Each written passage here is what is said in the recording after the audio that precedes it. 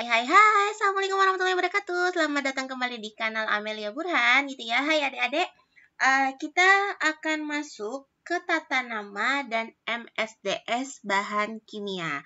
Ya, seperti biasa untuk pembelajaran kali ini dipresentasikan oleh Bu Amel, ya, dan dibantu Bu Ica serta Bu Yuli untuk pembelajaran di WhatsApp Group.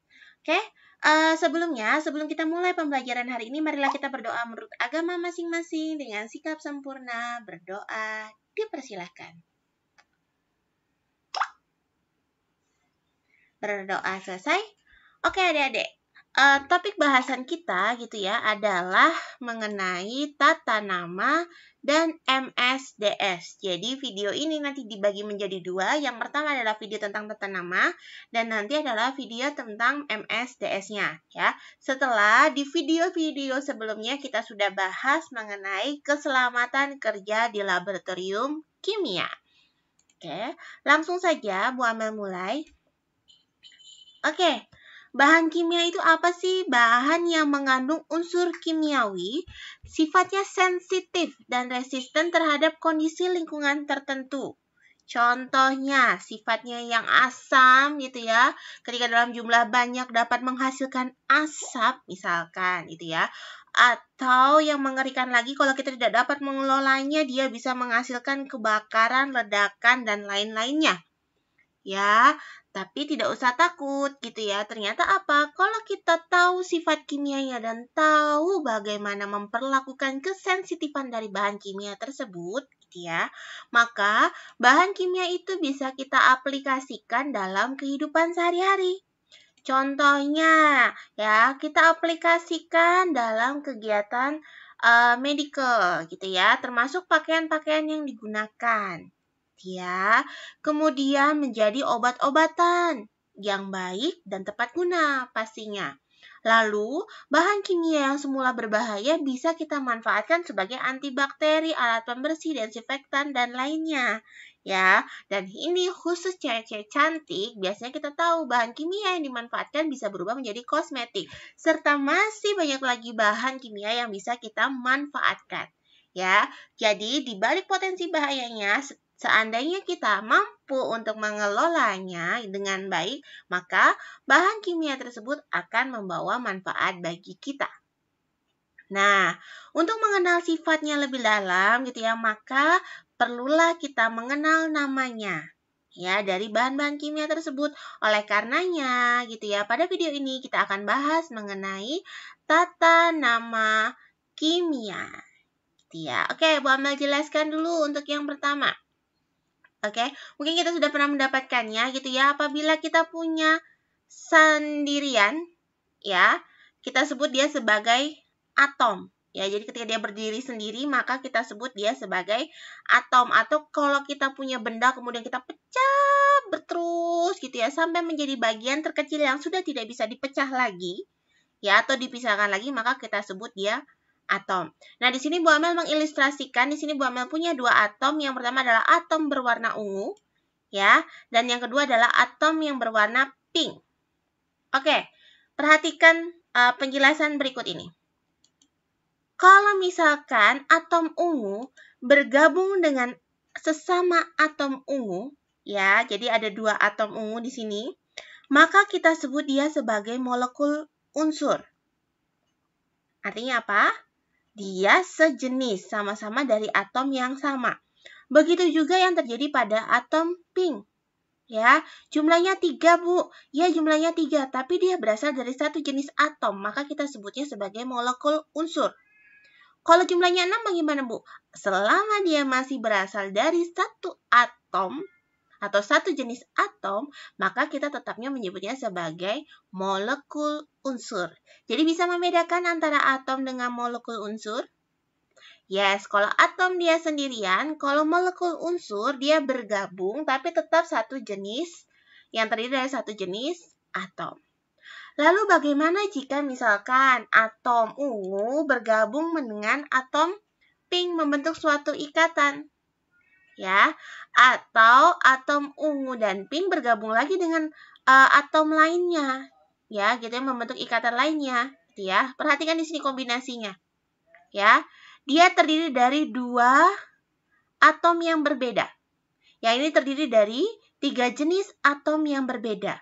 Mau ada 4 jenis, 5 jenis, 6 jenis, 7 jenis, asalkan dia tidak berasal dari satu jenis atom, maka kita sebutnya sebagai molekul senyawa. Bisa dibedakan? Atom, molekul unsur, molekul senyawa, sudah bisa bedanya? Yes, kalau sudah bisa silakan catat adik-adik. Prinsipnya adalah atom dia tunggal, molekul unsur dia berasal dari satu jenis atom, sedangkan molekul senyawa berasal dari lebih dari satu jenis atom. Nah, kalau dia cuma dari 2 jenis atom ini, maka kita sebutnya sebagai molekul senyawa biner. Dari kata bi gitu ya, artinya 2. Nah, kalau dia lebih dari 2, maka kita sebutnya sebagai poliatomik. Contoh yang biner apa sih? Contohnya misalnya HCl. Dari atom H dan dari atom Cl. Buat menuliskan di sini. Ada HCl. Dari atom siapa? H dan Cl. Maka dia masuknya apa? Dia masuknya adalah biner. Paham? Contoh lagi, misalkan kita punyanya H2SO4. Kita lihat dia di sini punya siapa aja? Ada 3 kan ya? Ada H, kemudian ada atom S, dan ada atom O. Ada 3 jenis atom. Maka dia masuknya adalah poliatomik. Bisa dipahami ya adik-adik ya, gitu ya. Kemudian kalau ada Cl2, dia masuk kategori apa adik-adik? Yes, dia masuk kategori unsur gitu ya, karena dia sama-sama dari satu jenis atom, yaitu Cl dengan Cl. Bisa dipahami? Ya. Oke, next. Kita belajar berikutnya untuk tata nama. Selain melihat jenisnya biner atau poliatomik, ataupun dia unsur, maka kita juga perlu memahami gitu ya, jenis ikatannya. Nah, slide berikutnya kita akan membahas tentang jenis ikatan. Oke, nah jenis ikatan juga sangat menentukan tentang tata nama senyawa tersebut. Yuk kita lihat. Apa sih ikatan dalam molekul gitu ya? Jadi prinsipnya kalau kalian ingat gitu ya, semua atom di muka bumi ini ingin sekali stabil. Nah, stabilnya seperti apa? Seperti golongan gas mulia. Jadi nanti kita akan mengenal gitu ya aturan kestabilan, yaitu duplet atau oktet untuk elektron pada kulit terluarnya atau pada bagian terluarnya. Yuk kita lihat di sini. Kalau kita punya hidrogen gitu ya, hidrogen nomor atom 1. Ya, kita bandingkan dengan helium dari kelompok gas mulia yang punya nomor atom 2. Mari kita lihat konfigurasi elektronnya. Ya, pada kulit K gitu ya, hidrogen bisa hanya memiliki 1 elektron. Sedangkan pada kulit K, helium gitu ya, punya 2 elektron. Nah, helium ini stabil. Oke, aturannya berarti dia aturan duplet. Ya, di sini baru 1, di sini 2. Maka apa yang harus dilakukan hidrogen? Ya, ini 1 elektron, di sini 2 elektron. Maka dia apa? Dia butuh menambah 1 elektron. Ya, kemudian kita lihat, andaikan ada 2 atom H gitu ya, maka sama-sama setiap atom butuh 1 elektron, 1 elektron. Oke, kalau kalian ingat diagram Lewis gitu ya, hidrogen gitu ya, kalau digambarkan dengan struktur Lewisnya, Bu Amel simbolkan 1 elektron dengan 1 lingkaran. Ya, atom hidrogen kedua Bu Amel simbolkan masih sama, cuma Bu Amel beda warna saja supaya ada perbedaannya. Lihat, masing-masing saling membutuhkan. Ya, maka bagaimana supaya dia bisa menjadi 2? Maka inilah yang mereka lakukan, kayak gitu ya, melakukan penggunaan elektron bersama. Nah, seperti ini. Sehingga atom H yang pertama itu sekarang memiliki berapa? 2 elektron. Ya, dan atom H kedua juga memiliki 2 elektron. Ya, kondisi ini bagaimana? Kondisi ini stabil.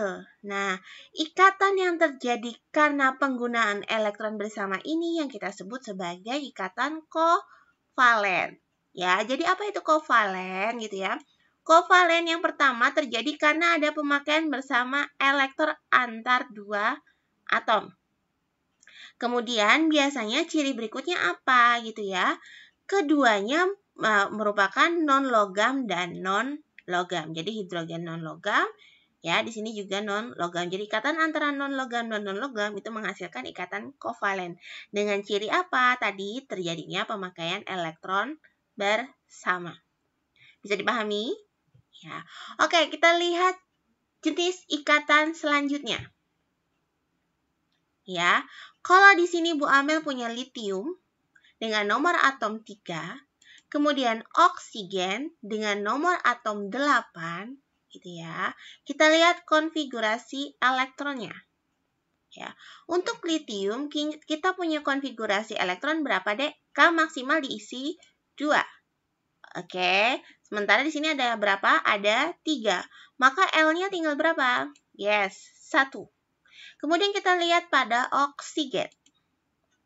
Oksigen, nomor atomnya berapa, Dek? 8. Maka di kulit K kita isi 2. Kemudian, karena 8 baru diambil 2, maka sisa berapa di kulit L? Ada 6. Apakah pada kulit terluar ini kita sudah mengikuti aturan duplet dan oktet? Kita lihat di sini. Dia 1. Kemudian di sini 2. Sudah duplet atau sudah oktet? Belum gitu ya. Padahal kalau kita tahu paling dekat litium dengan siapa? Dengan helium. Helium stabil kalau kulitnya 2, L-nya kosong. Ya, berarti apa yang harus dilakukan litium? Ya, apakah dia menambahkan 7 elektron supaya 8? Tidak bisa, ingat, untuk melakukan pengikatan atau melakukan pemutusan ikatan itu butuh energi yang besar. Seperti misalkan kalian punya 1 pacar dengan 4 pacar. Untuk memutuskannya gitu ya, pasti butuh energi yang sangat besar. Ya, lebih besaran mana energinya? Ya pasti yang punya 4 pacar. Ya, otomatis bisa dikeroyok atau bisa digebukin gitu ya. Jadi makanya apa? Makanya hal yang sama untuk unsur yang paling kecil atau Allah ciptakan yang paling kecil, maka apa? Untuk melepas atau mengikat elektron butuh energi yang paling besar. Maka paling gampang litium ngapain? Daripada dia mengikat 7 elektron supaya menjadi neon, maka paling gampang dia apa? Dia melepas 1 elektron. Nah, ketika dia melepas 1 elektron, jadi di sini ada litium atom gitu ya. Kemudian dia melepas 1 elektron, maka litium yang semulanya tidak bermuatan, ketika dia kehilangan muatan negatif, dia menjadi positif. Nah, jumlah muatannya sebanding dengan ya, biloxnya sebanding dengan muatan yang dilepas atau elektron yang dilepas. Di sini adalah pelepas 1 elektron, maka di sini dia plus 1. Bisa dipahami ya adik-adik? Nah, oke. Kita lihat bagaimana dengan oksigen. Oksigen akan mengikuti He atau mengikuti neon? Yes, dia akan lebih mudah mengikuti neon karena dia hanya butuh apa? Butuh menambah 2 elektron supaya di kulit terakhirnya mengandung 8 elektron. Oke, apa yang terjadi gitu ya? Oksigen gitu ya, yang mengikat 2 elektron tadi, ya lihat L yang mula-mula netral lalu ketambahan 2 elektron yang bermuatan negatif atau 2 muatan negatif. Maka oksigennya akan berubah menjadi apa? Oksigen 2 minus. Ya, atau oksigen yang bermuatan 2 negatif. Nah, ketika kita menemukan spesies bermuatan ini, maka kita sebut mereka sebagai ion. Ya, artinya apa? Ion itu terbentuk dari atom yang kehilangan elektron atau yang mengikat elektron. Nah, ketika dia kehilangan elektron sehingga gitu ya, muatannya menjadi positif, maka kita sebut dia sebagai kation. Sedangkan gitu ya, ketika atom tersebut menambah atau ketambahan 2 elektron sehingga muatannya negatif, maka kita sebutnya sebagai anion. Ya, jadi apa itu kation? Kation adalah ion yang bermuatan positif atau atom yang kehilangan elektron. Sedangkan anion yang bagaimana? Anion adalah ion yang bermuatan negatif atau atom yang ketambahan atau mengikat elektron. Bisa dipahami ya, beda kation dengan anion? Yes. Oke. Apabila kation dan anion ini gitu ya berikatan gitu ya, jadi muatannya terjadi karena proses ikatan gitu ya. Kalian cara nulisnya bagaimana untuk rumus molekulnya? Gampang, tinggal ulangi. Di sini ada Li, ada O. Tulis. Ada Li, ada O. Lalu kemudian gitu ya, kalian lihat di sini. Ya, di sini bilox O itu adalah 2. Maka dia pindah ke bawah Li. Ya, pindah ke bawah Li. Ya, menjadi indeksnya Li. Kemudian kita lihat di sini. Li muatannya plus 1. Maka dia ditulis di sini 1. Tapi dalam penulisan senyawa, indeks 1 tidak perlu dituliskan. Jadi itu kersilang doang ya sebenarnya ya. Oksigen 2-nya turun ke sini jadi Li, kemudian yang ini turun ke sini jadi 1. Ya, tapi indeks 1 itu tidak perlu dituliskan, sehingga apabila Li plus ketemu dengan O2 minus, dia akan membentuk LiO2. Nah, pembentukan LiO2 ini gitu ya, karena ada serah terima elektron, ya. Tadi elektron ini kan dilepas atau diserahkan. Ya, di sini kan dilepas, ada lepas atau serah. Ya. Ya, kemudian ini ada lepas atau ada tangkap. Tangkap elektron. Tangkap. Tangkap. Kemudian di sini ada serah, kemudian ada terima. Nah, apabila ikatannya berdasarkan serah terima elektron gitu ya, maka ikatan ini kita sebut sebagai ikatan ionik. Jadi ikatan ionik yang bagaimana adik-adik? Terjadinya serah terima elektron. Dan ciri lanjutannya bagaimana? Paling gampang gitu ya. Ikatan ini terjadi antara logam dengan non-logam. Ya, jadi kalau ada logam dan non-logam, maka dia akan membentuk ikatan ionik. Sementara kalau non-logam dengan non-logam, maka dia akan membentuk ikatan kovalen. Oke, bisa dipahami? Yes. Next, kita lihat. Tereng. Nah, yuk. Sekarang ada berbagai macam spesies kimia di sini. Spesies itu bentuk ya. Bentuk senyawaan kimia, bentuk kimia di sini gitu ya, ada atom, ada senyawa, ada unsur gitu ya. Maka coba kita cocokkan mana yang atom, mana yang senyawa biner. Ya, biner tadi apa? 2 atom yang sama. No, bukan itu adik-adik. Senyawa biner apa? Yes, terdiri dari 2 jenis atom. Kemudian ada unsur ya, terdiri dari atom-atom yang sama. Kemudian ada ion. Kalau dia punya muatan baik positif kita sebut kation, negatif kita sebut anion. Kemudian kita lihat di sini ya, ada poliatomik. Artinya apa? Dia lebih dari 2 jenis atom. Yuk kita cocokkan. Kita mulai dulu dari yang atom. Atom warnanya biru. Oke, mana saja yang atom? Fe atom? Yes, Fe atom. C atom. Apalagi dek? Ada lagi nggak yang atom? Ag atom. Bisa ya.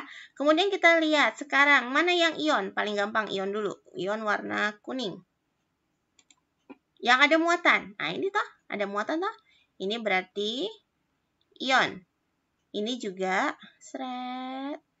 ion. Kemudian mana lagi yang ada muatan? Yes. Fe. Ion. Ada lagi? Oke, kita lihat berikutnya. Unsur. Oke, kata kunci unsur. Unsur warnanya hijau. Unsur bagaimana? Yes, dari sejenis. Ya, jadi dari satu jenis atom. Yang mana aja? H2O? No. S6? Yes, S6. Walaupun ada 6, tapi semuanya adalah S. Kemudian mana lagi? Cl. Mana lagi?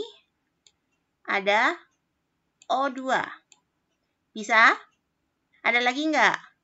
FeO, no, FeO enggak, gitu ya. Oke, sekarang kita masuk ke yang biner. Mana aja tuh yang biner? Yes, H dan O. H2O terdiri dari H dan O, ini biner. Kemudian mana lagi? FSO4? No, FSO4 dia masuk poliatomik ya. Ada lagi? Yes, ada NO2. Ada lagi, Dek? Yes, ada FeO. Ya, ada lagi? Habis. Nah, sekarang kita lihat yang lebih dari 2 jenis atom atau yang kita sebut dengan poliatomik. AgNO3 terdiri dari Ag, N, dan O. Lebih dari 2 jenis, maka masuknya poliatomik. Ya, terus apa lagi? Ya, tinggal FSO4 terdiri dari siapa? Fe, S, dan O. Lebih dari 2 jenis atom. Sampai sini bisa dipahami? Yes, alhamdulillah. Yuk, next. Kita mulai lagi. Nah, ada lagi seperti ini. UU. Ya, tapi kita mintanya mana yang ionik, mana yang kovalen. Tadi kata kuncinya apa? Ya, kata kuncinya adalah mana yang ionik. Ya, kemudian mana yang kovalen. Ionik dari logam non-logam, kovalen non-logam dengan non-logam. Kita mulai yang pertama.